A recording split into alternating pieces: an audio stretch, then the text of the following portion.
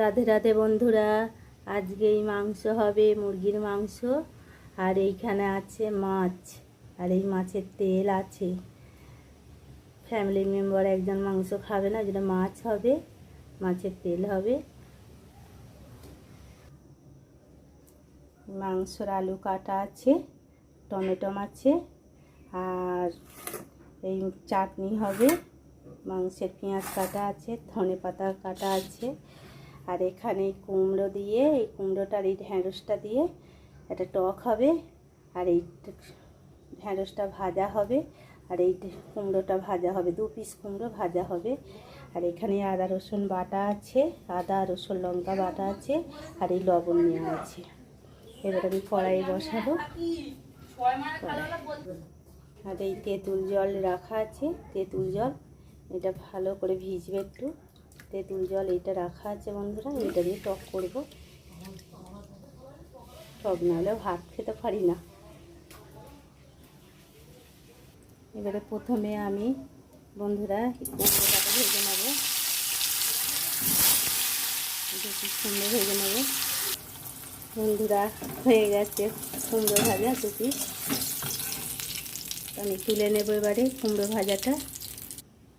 এবার আমি ঢ্যাঁড়সটা ভেজে নেব। ঢ্যাঁড়স ভাজা হয়ে গেছে বন্ধুরা। এবার এটাকে আমি তুলে নেব। এবার আমি টকের আনাজগুলো দিয়ে দেবো। ঢ্যাঁড়স দিয়ে দিলাম,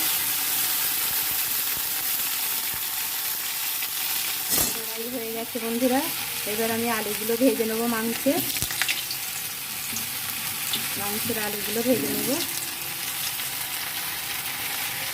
আর এখানে টকের আনাজও ভাজা হয়ে গেছে। এবার আমি তেঁতুল জল দিয়ে দেবো, সামান্য চিনি দিয়ে আর নামাবো। বন্ধুরা আমার ঢেঁড়স কুমড়ো টক হয়ে গেছে। আমি এবারে নামিয়ে নেবো এটাকে। দেখুন কত সুন্দর কালার এসছে। হ্যাঁ, একটু মিষ্টি দেওয়া হয়ে গেছে, চিনি দিয়ে এবারে হয়ে গেছে, নামিয়ে নেব। আর এদিকে মাংসের আলুও ভাজা হয়ে গেছে, আমি এটাকে নামিয়ে নেবো। এবারে আমি গরম তেলে এই গরম মশলাগুলো দিয়ে দেব। আর এই তেজপাতাটা দিয়ে দিলাম।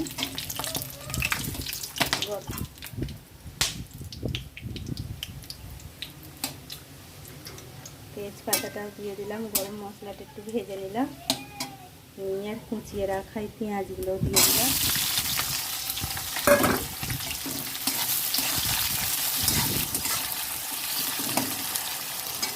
গোটা গরম মশলা দিলে মাংস রান্না ভালো টেস্ট আছে।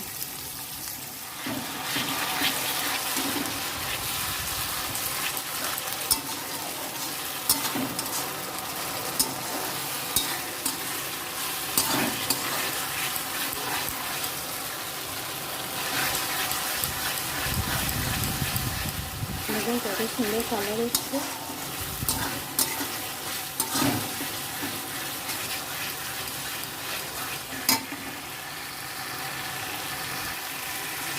মশলাটা ভাজা হয়ে এসছে বন্ধুরা। এবারে এটা মাংসটা ধুয়ে রাখা মাংস দিয়ে দিলাম, দিয়ে একেবারে কষতে হবে।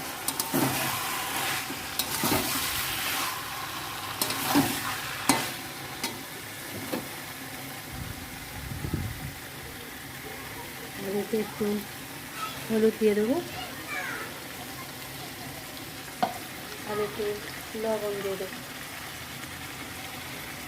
লবণটা দিয়ে দিলাম,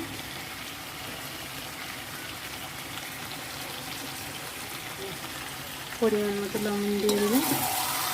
দিয়ে এটাকে নাড়তে হবে, এটা অনেকক্ষণ কষতে হবে। মুরগির মাংস হোক, যারই মাংস হোক, খাসির হোক, একটু কষলে মাংসটা গন্ধও ছাড়বে না, প্লাস খেতে ভালো লাগে। কষতে হবে 15-20 মিনিট, কষতে মানে ভালো করে একটু কষে নিতে হবে কড়াইতে।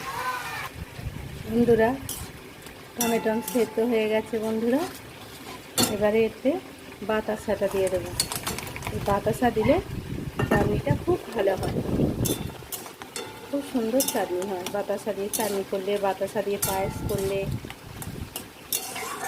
খুব টেস্ট হয়।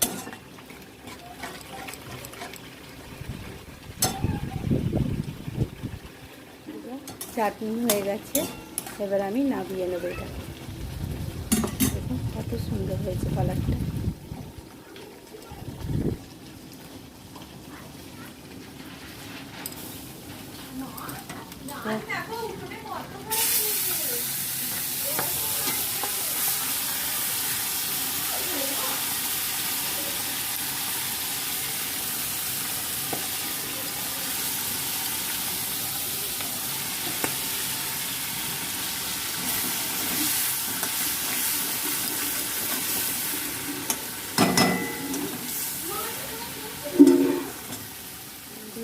মাংস কষা হয়ে গেছে, এবারে এতে জল দিয়ে দেবো। যেখানে মাংস খাওয়া না,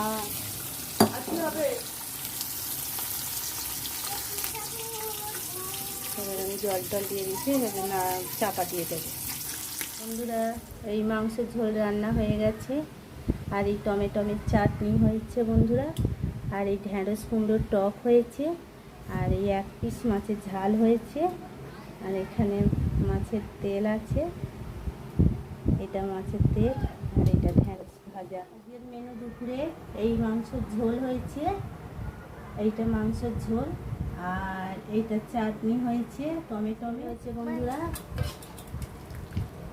আর এইটা টমেটোমের চাটনি হয়েছে, আর এইটাই কুমড়ো দিয়ে ঢ্যাঁড়স দিয়ে একটা টক হয়েছে, আর এই মাছের 1 পিস ঝাল হয়েছে, আর এখানে ঢ্যাঁড়স ভাজা, মাছের তেল, আর এই মাছ ভাজা, আর এই ভাত।